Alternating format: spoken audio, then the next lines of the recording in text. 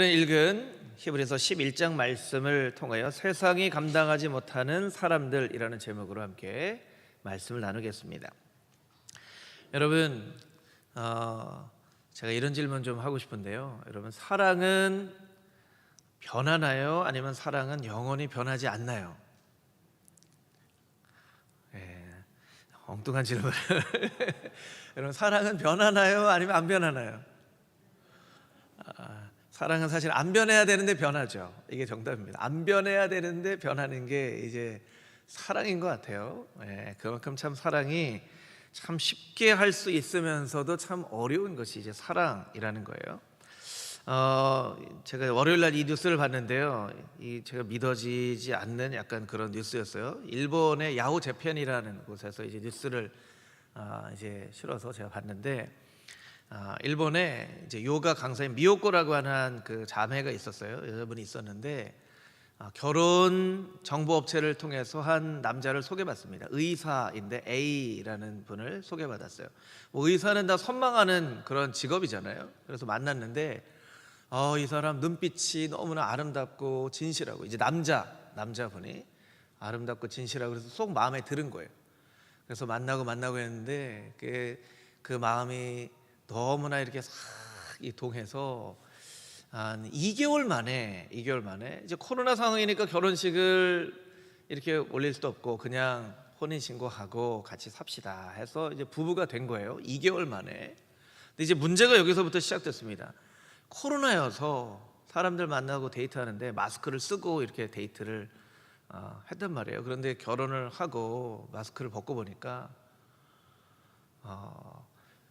마스크에 감춰져 있던 이 모습이 생각하는 것과는 너무 다른, 좀 치열도 막 이렇게 안 좋고 이렇게 막 입술도 툭 튀어나오고 막 이래서 실망을 한 거예요, 이 여자분이. 그래서 이제 결혼을 하면 막 애정 표현도 하고 그러는데, 남편이 애정 표현하려고 그러면 저리 가세요 하고, 이 여자분이 퇴근하고 집에 들어가면 먼저 하는 일이 불을 끄는 일이었대요. 불을 끄는 일. 보고 싶지 않아서 이제 불을 끄고 했다는 거예요. 그리고 이제 결국에는 이혼을 했다, 갈라섰다. 그래서 제가 이게 정말 이런 일이 있을 수 있을까, 이런 생각을 했어요. 사실은 우리 젊은이들, 청년들 가운데는요, 마기꾼이라는 신조어가 있어요. 마기꾼 들어보신 분? 마기꾼이 꼭 마귀 이렇게 비슷한데, 마기꾼이요, 어떤 의미냐면 마스크 사기꾼, 줄말이에요. 마스크 사기꾼. 이 마스크로 가려진 부분이 이제 멋질 줄 알았는데 실망스러워서 사기꾼이라고 할 만큼 마기꾼이라는 이런 말이 나올 정도로, 아유 저 마기꾼이네, 실망했네, 이런 얘기가 나올 그런 신조어도 만들어졌다는 거예요. 영국의 카디프 대학이라는 곳에서는 대학생들, 청년들 한 1000명을 대상으로 막 조사를 했는데, 그 조사 중에 한 항목이 어떤 것이 있었냐면, 당신은 마스크를 쓴 사람에게 호감을 느낍니까? 아니면 마스크를 쓰지 않은 사람에게 호감을 느낍니까? 어떤 사람에게 더 매력을 느낀다고 대답을 했을까요? 마스크를 쓴 사람에게 더 매력을 느낀다고 대답을 했어요.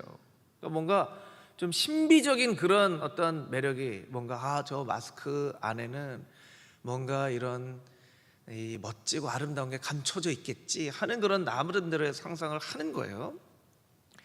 그런데 여러분, 우리가 오늘날 살아가는 이 시대의 사랑이라고 하는 이 사랑이, 마스크를 썼을 때는 사랑하고 마스크를 벗을 때는 실망하고 그 사랑을 포기할 정도로, 그 정도로 아주 가볍고 변하는 사랑이라면 그걸 정말 사랑이라고 할 수 있을까?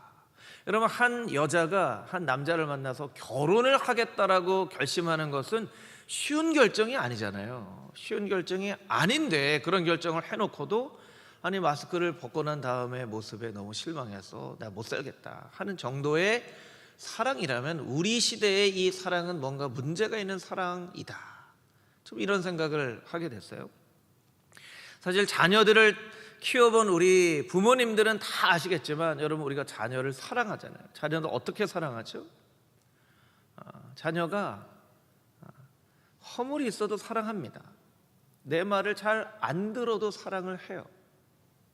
내 바램대로 공부를 열심히 못해도 사랑하는 거예요. 심지어는요, 장애가 있어도 그 자녀들을 사랑하는 거예요. 자녀가 뭔가 죄를 짓거나 잘못된 행동을 해서 부모님에게 불명예스러운 일을 안겨줘도 우리는 자녀를 사랑합니다. 자녀니까, 내 아들이니까, 내 딸이니까. 왜 그렇죠? 우리가 자녀의 그 존재 자체를 사랑하는 것이지 자녀의 어떤 행동을 사랑하는 것이 아니기 때문에 그래요. 아들아, 너 1등 하면 내가 사랑하고 30등 하면 내가 사랑 안 해, 이렇게 하지 않는다는 거예요.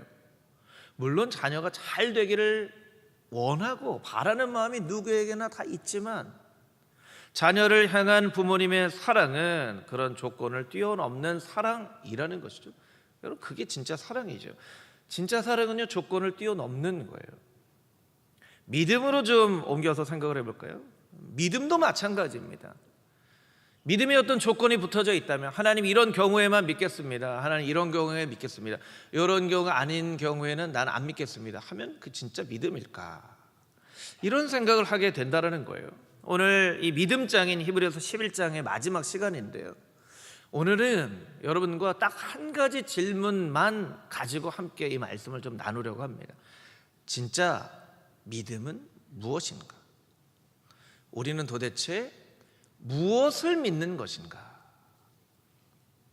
여러분에게 다 믿음이 있으십니까? 여러분, 믿음이 있으세요? 우리 믿음이 있다고 생각하시는 분들만 아멘으로 대답해 보시면 좋을 것 같아요. 여러분에게 믿음이 있나요? 믿음이 다 있죠. 우리에게 다 믿음이 있어요. 믿음이 있으니까 이 자리에 나와서 예배를 드리는 거죠. 그런데 우리는 무엇을 믿는 것인가? 이걸 한번 심각하게 생각을 해볼 필요가 있다는 것이죠. 히브리서 11장에서 믿음으로 살아갔던 많은 사람들의 이야기를 들려주고 있습니다. 제가 지난주에 말씀드렸던 것처럼 왜 믿음의 사람들의 이야기를 우리가 보고 묵상을 해야 되는가? 그 끝에는 믿음의 사람들을 세우시고 사용하시는 하나님이 계시기 때문에. 바람은 사실 눈에 보이는 게 아니에요. 나뭇가지가 흔들리는 것을 보면서 눈에 보이지 않는 바람이 여기에 불고 있구나라고 믿는 것처럼, 믿음의 사람들을 보면서 그 가운데 눈에 보이지 않는 하나님을 우리가 보는 거죠. 아, 이게 하나님이 계시는구나, 하나님이 진짜로 계시는구나. 그래서 믿음의 사람들을 우리가 열심히 배우고 연구하고 묵상해야 한다는 거예요. 히브리서 11장에 예배자 아벨, 에녹, 노아, 아브라함, 이삭, 야곱, 요셉, 모세, 이런 믿음의 사람들의 이야기를 이렇게 쭉 우리에게 들려주고 있습니다. 우리 27절 말씀을 한번 보시면, 27절에는 이스라엘 백성들, 모세와 함께했던 이스라엘 백성들의 모습이 나오는데, 이 사람들은 믿음으로 애굽을 떠나 왕의 노함을 무서워하지 아니하였다. 여기 왕은 바로 왕을 말하는 거죠. 바로 왕은 너무나 두려운 존재였어요. 바로 왕은 사실은 살아있는 신이라고 믿어지는 그런 존재였죠. 바로 왕을 화나게 하면요, 큰일 납니다. 바로 왕 화나게 하면 그냥 죽는 거예요. 그런데 이런 왕의 노함을 무서워하지 않았어요. 왜냐하면 그들에게 믿음이 있었기 때문에. 눈에 보이는 바로 왕보다 눈에 보이지는 않지만 하나님의 신실하심을 믿고 의지하며 따랐던 거예요. 29절 자막으로 한번 보여주세요. 29절, 이스라엘 백성들이 어떻게 했습니까? 믿음으로 그들은 홍해를 육지같이 건넜으나, 홍해를 육지같이 건넜어요. 그들의 마음 가운데 믿음이 있었기 때문에. 여러분, 믿음이 있으면요, 홍해 바다를 육지와 같이 건넙니다. 반대로 믿음이 없으면 평지를 걸어가는데 홍해 바다 안에 있는 것처럼 그렇게 걸어가요. 우리가 어쩌면 평지를 걸어가는데 두려움이라는 홍해, 걱정이라는 홍해, 염려라는 홍해가 우리를 막 엄몰해서 우리가 그냥 허우적거리면서 살아가는 거예요. 여러분, 지난 한 주간 여러분의 삶은 메마른 땅을 걸어가셨는지, 아니면 두려움과 염려와 근심의 홍해에 빠져서 허우적거리면서 나 좀 살려주세요, 나 좀 살려주세요 하면서 살았는지 우리가 한번 돌아볼 필요가 있다는 것이죠. 믿음이 있는 사람은 홍해를 육지와 같이 건너기도 한다는 거예요. 근데 그 이후에 믿음으로 살아간 여러 사람들의 이야기가 기록되어져 있지만 조금 아쉬운 부분이 있어요. 이게 한글로 번역을 할 때 여기에서 이렇게 조금 표현을 하면 너무 좋았을 텐데 하는 아쉬운 부분이 있어서 그 부분을 좀 여러분과 함께 좀 나누려고 합니다. 조금 길지만 31절부터 38절까지에 있는 말씀을 우리 함께 다시 읽을 텐데요, 그 의미를 깊게 생각하면서 같이 한번 다시 읽어보겠습니다. 31절부터 38절 말씀입니다. 시작. 믿음으로 기생 라합은 정탐꾼을 평안히 영접하였으므로 순종하지 아니한 자와 함께 멸망하지 아니하였도다. 내가 무슨 말을 더하리요? 기드온, 바락, 삼손, 입다, 다윗 및 사무엘과 선지자들의 일을 말하려면 내게 시간이 부족하리로다. 그들은 믿음으로 나라들을 이기기도 하며 의를 행하기도 하며 약속을 받기도 하며 사자들의 입을 막기도 하며 불의 세력을 멸하기도 하며 칼날을 피하기도 하며 연약한 가운데서 강하게 되기도 하며 전쟁에 용감하게 되어 이방 사람들의 진을 물리치기도 하며 여자들은 자기의 죽은 자들을 부활로 받아들이기도 하며 또 어떤 이들은 더 좋은 부활을 얻고자 하여 심한 고문을 받되 구차히 풀려나기를 원하지 아니하였으며 또 어떤 이들은 조롱과 채찍질 뿐 아니라 결박과 옥에 갇히는 시련도 받았으며 돌로 치는 것과 톱으로 켜는 것과 시험과 칼로 죽임을 당하고 양과 염소의 가죽을 입고 유리하여 궁핍과 환난과 학대를 받았으니 이런 사람은 세상이 감당하지 못하였느니라. 그들이 광야와 산과 동굴과 토굴에 유리하였느니라. 아멘. 아멘. 여러 믿음의 사람들이 등장을 합니다. 라합과 기드온, 바락, 삼손, 입다, 다윗, 사무엘, 32절에 있는 말씀처럼 이런 믿음의 사람들을 다 이야기하고자 한다면 우리에게 시간이 너무나 부족할 정도로 믿음의 사람들이 더 많다라는 거예요. 그런데 여러분, 여기에 기록되어져 있는 믿음의 사람은 두 부류로 나눠져요. 두 부류로 나눠져요. 어디에서 나눠지냐면 35절에서 나눠져요. 35절에 이렇게 돼 있죠. 여자들은 자기의 죽은 자들을 부활로 받아들이기도 하며 또 어떤 이들은 여기 또 앞에서 나눠져요. 그래서 펜이 있으신 분들은요, 성경에 이 또 앞에다가 이렇게 슬래시, 이 나눠지는 표시를 딱 해주시는 게 좋습니다. 왜 그러냐면 영어 성경에는 보면요, 여기가 딱 끊어지면서 others 이렇게 돼 있어요. others라는 건 다른 사람들은 이런 뜻이에요. 공동번역 성경에 보면 이 35절 중간에 또 앞에 그러나가 들어가요. 그러나는 뭐가 반대가 된다는 뜻이잖아요. 반대가 된다는 뜻이에요. 앞에 사람과 다르게 이런 뜻이죠. 그러나 어떤 이들은 이런 의미예요. 그러면 이 35절 중간에 이 앞에 언급된 사람들과 뒤에 언급된 사람들의 차이는 무엇인가? 이 앞에 언급된 사람들은요, 믿음의 결단을 내린 그 결단의 열매와 축복을 이 땅 가운데에서 누린 사람들이에요. 하나님 앞에 믿음으로 결단했더니 하나님께서 이런 축복을 나에게 부어주셨다, 이런 인생을 살아간 사람이죠. 한 명만 살펴보면 31절에 보면 31절 자막으로 보여주세요. 기생 라합은 정탐꾼을 평안히 영접하였으므로 순종하지 아니한 자와 함께 멸망하지 아니하였도다. 이런 거죠. 기생 라합은 믿음으로 정탐꾼을 평안히 영접하였기 때문에 라합과 함께 라합의 가족은 멸망하지 않았다는 거예요. 멸망을 피했다는 거죠. 기드온은 포도주 틀에서 타작을 하는 아주 겁쟁이였으나 믿음으로 하나님의 부르심에 결단하였을 때 300명의 용사로 12만 5천 명의 군사를 물리치는 위대한 용사가 되었다.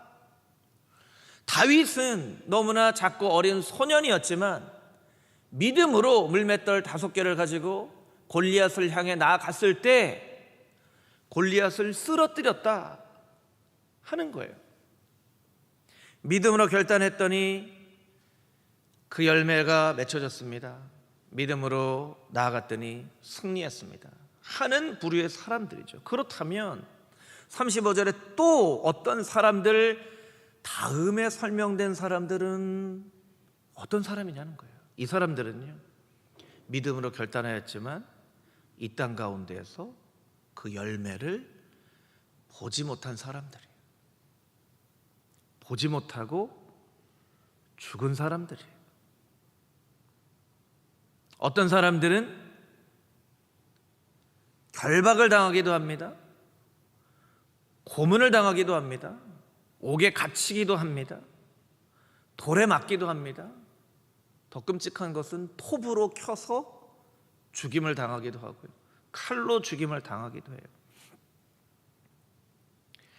양과 염소의 가죽을 입고, 왜 양과 염소의 가죽을 입습니까? 내가 사람인 게 들통나면 죽으니까 사람이지 않은 것처럼 보이려고 이렇게 자기의 신분을 숨기고 광야와 산과 동굴과 토굴에 의리한 사람들이에요. 그러면 그렇게 했지만 하나님이 그 믿음으로 살아간 수고를 아시고 나중에 회복시켜 주셨겠지, 더 칭찬해 주셨겠지, 그 고생한 것보다 더 큰 축복을 주셨겠지. 우리는 그렇게 생각한다는 거예요. 아니에요. 그렇게 살고 이 세상을 떠났어요. 자, 여러분, 우리가 믿음으로 살아가는데, 여러분 다 믿음이 있다라고 대답을 하셨죠. 그런데 우리의 믿음이 하나님 앞에 믿음의 결단을 내리면 힘들고 어려운 일들을 경험하더라도 그 어려움이 지나고 나면 큰 하나님의 축복을 받겠지라고 하는 것을 믿는 것, 그것이 우리의 믿음이라고 생각할 수 있다는 거예요. 만약 이 35절 이하에 나와 있는 사람처럼 우리가 믿음으로 결단하고 살았는데 우리가 병에 걸려 죽거나 실패를 하거나 자녀들이 끝끝내 돌아오지 않거나 여러 가지 큰 환난이 우리의 살아가는 동안에 해결되어지지 않는다면 여러분은 그래도 여러분의 믿음을 끝까지 지키실 수 있겠냐는 거예요.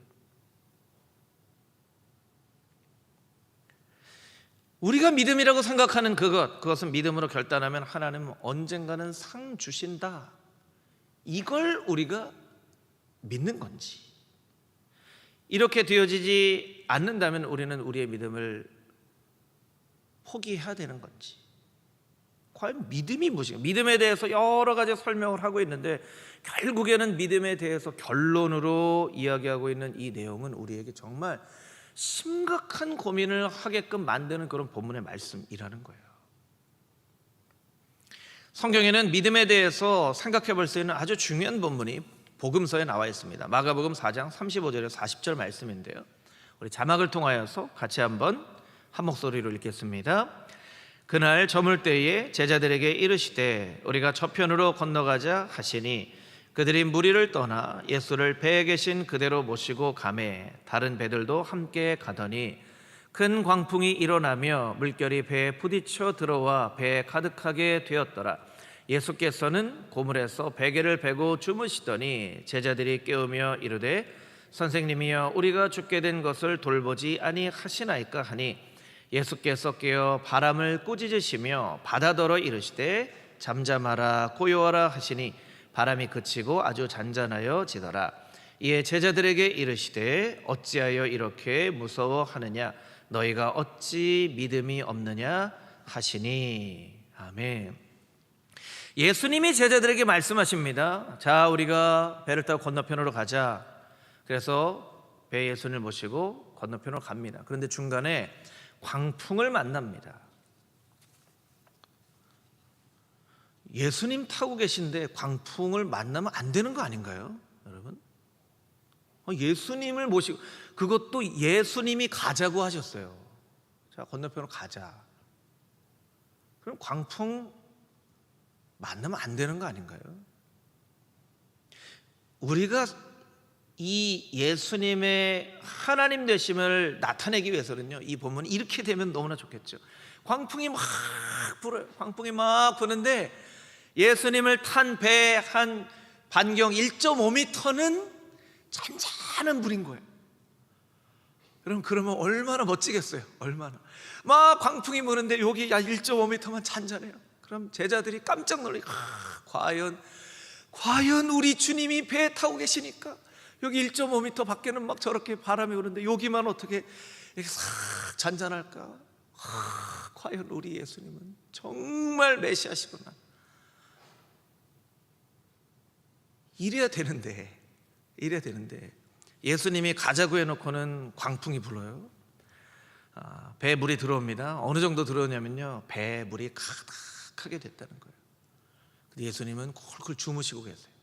그러니까 제자들이 아니 어떻게 주무시고 계십니까?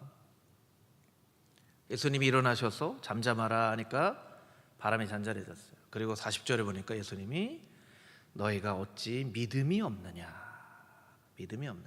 이 말은요 이런 의미예요. 니네 도대체 뭘 믿고 있는 거냐.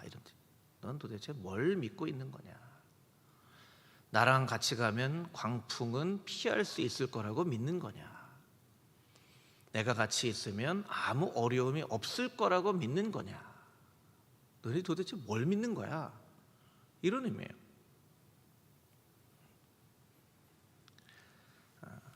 코로나가 막 이렇게 어려움을 주고 있는데요, 막 마음속에는 이랬으면 좋겠어요. 코로나가 30만 명 40만 명 되는데 여러분 금호 중앙교회라는 곳에 가보니까 금호 중앙교회 성도들 중에는 한 명도 코로나가 걸린 사람이 없습니다 하고 막 KBS, SBS에서 막 취재하는 거예요. 어떻게 이 금호 중앙교회만 코로나가 한 명도 걸리지 않습니까? 하나님이 우리를 보호해 주셔서입니다. 그럼 막 너무나 좋겠죠. 그런데 그런 일은 일어나지 않습니다, 여러분. 우리 저부터 코로나 걸렸어요. 막 경제가 어렵다고 그래요. 이 사업을 하시는 분은 장사가 안 된다고 그래요. 막 여기도 장사가 안 되고 막 문 닫는 것도 많고. 그런데 유난히 우리 집만 장사가 잘 돼요. 하나님이 정말 예수님 믿으니까 이렇게 우리 집만 장사가 잘 돼요. 우리는 어려움을 당하지 않도록 지켜줘서 감사합니다. 여러분, 우리에게 그런 믿음이 있다면 여러분, 그 믿음은 진짜 믿음 아닙니다. 그러면 장사 안 되면 믿음을 버려야 되는 거거든요. 믿음을 버려야 되는 거거든요. 우리 코로나 걸리면 아니 우리가 하나님 이렇게 믿었는데 우리를 보호해 주시지 않고. 여러분, 우리가 믿는 믿음은 아무리 세상이 어려워도 내가 하나님을 열심히 믿고 예수님 열심히 따르기 때문에 나는 병에 걸리면 안 되고, 나는 코로나에 걸리면 안 되고, 나의 자녀들은 다 잘 돼야 되고, 자녀들은 다 좋은 시험을 봐서 좋은 대학에 들어가야 되고, 취직도 잘해야 되고, 누구나 다 선호하는 배우자 만나서 결혼해야 되고, 나는 예수님 믿기 때문에 세상은 잘 모르겠지만 나는 내가 믿음으로 살았기 때문에 그 믿음에 대한 상을 나는 받는 줄 믿습니다 한다면, 그러면 히브리서에 나와 있는 이 사람들의 삶의 모습은 절대로 이해가 해석이 되어지지 않는 거예요. 어떤 이들은 믿음으로 갇히기도 하고 돌에 맞기도 하고 톱으로 켜서 죽임을 당하기도 하고, 아마 그 주변에 있는 사람들이 굉장히 혼란스러웠을 거예요. 아니 저렇게 하나님을 신실하게 믿는 사람이 저렇게 고난을 당해서 죽으면 그럼 믿음은 무엇이? 하나님은 어떤 분이지? 하나님 과연 좋은 분일까? 내가 계속 예수님 믿어야 되나? 신앙을 가져야 되나? 그런 갈등과 고민들을 많이 했을 거예요. 근데 그들은 그런 과정 가운데에서도 그들의 믿음을 잃어버리지 않고 지켰다는 거예요. 아브라함의 이야기를 살펴봐도 그렇습니다. 아브라함, 창세기 12장 7절에서 10절까지의 말씀인데요, 우리 자막으로 같이 한번 읽어보겠습니다. 시작. 여호와께서 아브라함에게 나타나 이르시되 내가 이 땅을 내 자손에게 주리라 하신지라 자기에게 나타나신 여호와께 그가 그곳에서 제단을 쌓고 거기서 베델 동쪽 산으로 옮겨 장막을 치니 서쪽은 베델이요 동쪽은 아이라. 그가 그곳에서 여호와께 제단을 쌓고 여호와의 이름을 부르더니 점점 남방으로 옮겨갔더라. 그 땅에 기근이 들었으므로 아브라함이 애굽에 거류하려고 그리로 내려갔으니 이는 그 땅에 기근이 심하게 들었음이라. 아멘. 여러분, 창세기 12장은 어떤 말씀인가요? 하나님께서 아브라함 부르세요. 갈대아 우르에서 너는 내가 지시할 땅으로 가라. 내가 너에게 복을 주고 너를 창대케 하여서 너를 축복하는 자에게 내가 축복하고 너를 저주하는 자에게 내가 저주할 것이다. 너로부터 난 자녀가 저 하늘의 별과 같이 저 바다의 모래같이 많아질 것이다. 그래서 아브라함은 그것을 믿고 따라갔잖아요. 갈대아 우르, 그 당시에는 이 고향을 떠난다는 것은요 너무나 위험한 모험이에요. 갈대아 우르를 떠났다고요. 하나님께서 말씀하셨기 때문에 떠났다고요. 그런데 7절, 10절에 뭐라고 되어 있냐면 그 땅에 기근이 들었으므로. 아니, 가라고 할 때는 언제고 기근을 주면 어떻게 합니까? 하나님. 기근이 어떻게 들었냐면요 심하게 들었다고 이야기를 하고 있어요. 아니, 하나님이 아브라함에게 나타나셔서 너는 가라, 내가 지시할 땅으로 가라. 그러면 그 땅에 뭐가 있어야 돼요? 축복이 있어야죠. 하나님이 가라고 했는데 축복이 있어야죠. 근데 그 땅에 기근이 들었다는 거예요. 그래서 아브라함이 이 기근을 피하기 위해서 애굽에 내려갔다가 어떤 일이 일어났습니까? 자기 아내 사라를 누이라고 속였죠. 그러면 이거 속인 거 하나님 책임인가요? 아브라함 책임인가요? 아니, 기근만 없었어도 애굽에 내려갈 일이 없잖아요. 아니, 갈대아 우르를 떠나지만 않았어도 이렇게 속일 일이 없잖아요. 하나님이 아브라함을 가라고 하면 그 땅에 기근이 일어나지 말아야 되는 거 아닌가 하는 거예요. 그래서 성경은 말합니다. 하나님이 아브라함을 가라고 하셨어도 그 땅에 기근이 일어날 수 있다. 여러분, 예수님 열심히 믿어도 병 걸릴 수 있습니다. 예수님 열심히 믿어도 사업이 잘 안 될 수 있습니다. 예수님 열심히 믿어도 자녀들이 여러분 마음대로 되지 않을 수도 있습니다. 예수님 열심히 믿어도 여러 가지 크고 작은 어려움 속에서 눈물을 흘릴 수 있습니다. 있어요. 근데 여러분, 여기서 한 걸음 더 나아가야 돼요. 이 어려움이 끝나지 않을 수도 있어요. 그러면 나는 믿음을 버릴 것인가 하는 거예요. 나는 믿음을 버릴 것인가. 여러분, 우리가 믿는 믿음은 이렇게 정의를 내릴 수 있다고 생각합니다. 우리의 삶 속에 어떤 일이 일어난다 하더라도 하나님은 선하시고 공의로우시고 참되신 하나님이라는 그 사실을 포기하지 않고 붙잡는 것이 우리의 믿음이라는 거예요. 여러분에게 믿음 다 있다고 대답하셨죠? 여러분의 믿음이 이런 믿음인가요? 여러분의 삶에 어떤 일이 일어난다 하더라도 나는 하나님이 선하시다는 것을 믿습니다. 하나님이 공의로우시다는 것을 믿습니다. 하나님만이 참되신 하나님이라는 것을 믿습니다. 이건 내가 죽는 날까지 어떤 일이 일어나도 나는 포기하지 않고 믿을 것입니다. 이게 여러분이 대답하신 그 믿음 맞나요? 여기서 대답을 하셔야 되는데 이렇게 좀 사인이 잘 안 맞는 것 같아요. 여러분, 이 고백이 여러분이 고백한, 믿음이 있다고 고백한 그 믿음이 맞나요? 이 믿음이 여러분의 믿음이어야만 합니다.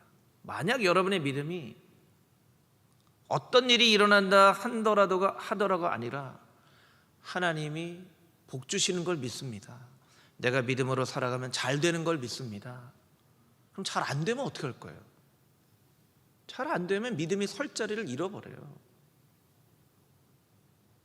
여러분, 우리 분명하게 믿음이 없이는 하나님을 기쁘시게 하지 못한다고 말씀하셨고, 루터는 오직 믿음으로 말미암아 의인은 산다. 믿음이라는 한 단어를 가지고 역사를 바꿨는데, 나에게는 이 믿음이 잘 되면 믿고 잘 안 되면, 풍랑이 안 치면 믿고, 기근이 안 들면 믿고, 기근이 들면 안 믿고, 풍랑이 치면 안 믿고, 예수님께서 제자들에게 물어보시는 거예요. 니네들 도대체 뭘 믿는 거야? 너희 뭘 믿는 거니? 이렇게 풍랑 치면 내가 메시아인 것을 안 믿는다는 얘기냐? 물어보시는 거예요.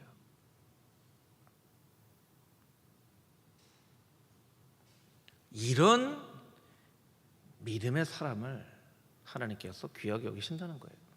여러분, 이제 내일이면 코로나 새로운 방역 지침이 나온다고 해요. 조심스럽게 이제 이번이 마지막 방역 지침일 가능성이 있다, 이런 얘기를 합니다. 무슨 얘기냐면, 이게 내일 새롭게 지침이 나와서 2주 정도 지나면 그때부터는 실내에서 마스크를 쓰는 것을 제외하고는 실외에서는 마스크를 벗고, 이제 어떤 제약도 없이 그냥 일상생활 속에서 코로나와 함께 살아가는 시대가 되어질 것이라고 조심스럽게 예측을 하는 거예요.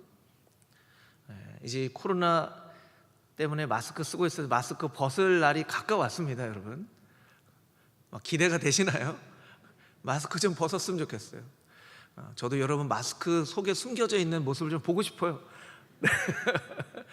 하도 본 지가 오래돼서. 그런데요, 제가 악담을 하는 게 아니에요. 여러분, 믿음에 대해 설명하려고 하는 거예요. 근데 만약에 그렇게 되면 너무 좋겠지만, 혹여 우리의 생각과 다르게 코로나가 종식이 되어지지 않고 이 코로나가 1년 더, 1년 더, 1년 더, 5년 더, 10년 더, 20년 더, 30년 더 우리의 삶 가운데 사라지지 않는다면, 그럼 우리가 믿음을 포기하겠냐는 거예요. 여러분, 이 예배의 자리를 여러분이 포기하시겠냐는 거예요. 하나님 그렇게 믿었는데 내 믿음대로 안 되네. 하나님 믿어도 되는 일이 없어. 하나님 뭐하러 믿어? 하고 여러분이 예배 드리는 것을 포기하시겠냐는 거예요. 믿음을 버리시겠냐는 거예요. 아니라는 거예요. 하나님 앞에 간절하게 간구하지만 내 생각대로 되어지지 않을지라도, 어떠한 삶의 일이 일어나도 하나님은 선하십니다. 어떠한 삶에 내가 예측하지 못했던 일이 일어난다 하더라도 하나님은 이 천지를 주관하시는 하나님이십니다 라고 믿는 것이 진짜 믿음이라는 거예요. 그리고 그런 믿음을 가지고 있는 사람을 세상이 감당하지 못한다고 말하는 거예요. 아무에게나 세상이 감당하지 못한다고 얘기하는 게 아니라, 그런 믿음 가진 사람, 그런 믿음 가진 사람을 세상이 감당할 수 없는, 이 사람들은 정말 감당할 수 없는 사람들이야. 이 사람들은 좀 말도 마. 세상이 그렇게 한다는 거예요. 여러분, 나에게 있는 믿음은 어떤 믿음인가? 나는 정말 진짜 믿음을 가지고 있는가? 한번 나의 삶을 돌이켜 봐야 되겠죠. 우리가 잘 아는 것처럼 다니엘의 세 친구는 불뭇불과 느부갓네살 왕의 협박에도 불구하고 이런 멋진 고백을 우리에게 남겨놓았습니다. 이 말씀을 읽고 설교를 마치도록 하겠습니다. 다니엘서 3장 17절 18절 말씀입니다. 우리 함께 한 목소리를 읽겠습니다. 왕이여, 우리가 섬기는 하나님이 계시다면 우리를 맹렬히 타는 풀뭇불 가운데에서 능히 건져내시겠고 왕의 손에서도 건져내시리이다. 그렇게 하지 아니하실지라도 왕이여, 우리가 왕의 신들을 섬기지도 아니하고 왕이 세우신 금신상에게 절하지도 아니할 줄을 아옵소서. 아멘. 그렇게 아니하실지라도 나는 왕의 신들을 섬기지 않고 오직 하나님만을 섬기겠습니다. 내가 풀뭇불에 내 육신이 다 태워질지라도 나는 하나님을 믿는 이 믿음을 끝까지 지키겠습니다. 이 고백이 저와 여러분의 금호중앙교회 모든 성도들의 고백이 되어줄 수 있게 되기를 주님의 이름으로 축복합니다. 함께 기도하겠습니다. 하나님, 우리에게는 믿음이 있다라고 고백하였는데 우리 믿음은 어떤 믿음입니까? 잘 될 것을 믿는 것입니까? 보호해 주실 것을 믿는 것입니까? 풍랑이 불지 않는 것을 믿는 것입니까? 기근이 없는 것을 믿는 것입니까? 기근이 생겨지면, 풍랑이 불면, 내가 생각했던 대로 되어지지 아니하면, 병에 걸리면, 자녀들이 잘못되면 나는 믿음을 포기할 것입니까? 예배의 자리를 포기할 것입니까? 주님, 나는 어떤 믿음이라고 생각하고 고백하고 있는지 돌아보게 하여 주시고, 주님, 오늘 이 예배의 시간을 통하여 어떤 일이 우리의 삶 가운데 일어날지라도 하나님 선하시고 공의로우시고 참되신 하나님이신 것을 내가 믿습니다 고백하는 믿음의 사람들이 다 되어질 수 있게 하여 주시옵소서. 그리하여 금호중앙교회의 성도를 세상이 감당할 수 없는 믿음의 사람이라고 이야기하는 그런 놀라운 은혜와 축복이 금호중앙교회와 금호중앙교회 성도들의 삶 가운데 있을 수 있도록 날마다 은혜를 더하여 주시고 믿음을 더하여 주시옵소서. 살아계신 예수 그리스도의 거룩하신 이름으로 기도합니다. 아멘.